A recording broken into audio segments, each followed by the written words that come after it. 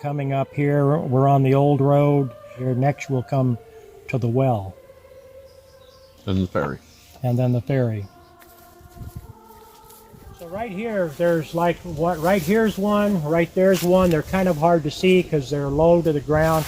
But right there's one that's readily available, apparent. These are huge old sycamore trees. These were probably full-grown trees back in the 1800s. And what they did is they cut those trees down. Sycamore is typically a lighter wood than are most of the woods, like the oaks and the maples. It's a lighter wood. It would float better.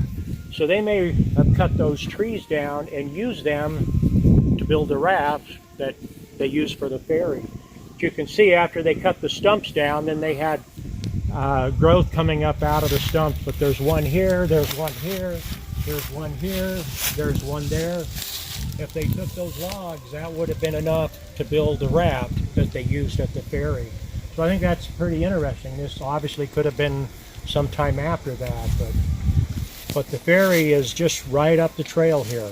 This is where they had the ferry going across the Grand River. And we can walk along here and see the Grand River.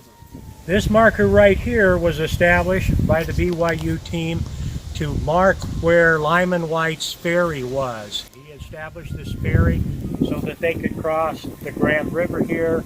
The prophet Joseph Smith had remarked that the Grand River ran high and deep and with a good current, and that it would accommodate steamboat traffic in the springtime, which is where we're at now. And so steamboats could come all the way up from the Missouri River up to this point, and using the river as transportation was much better than roads in those days, and so that was kind of a plus. And obviously that's why Lyman Wight had a ferry here, so that people could get across or that they could unload. And obviously time and erosion has taken that out, but this was a significant point. And then the road this is what the road came to, was this ferry crossing. Then they would cross on the other side, and then from there the road could go to far west. I would say the water looking out there is probably about 15 feet deep right now. Normally it's about 5 foot deep, and so we're in a higher stage.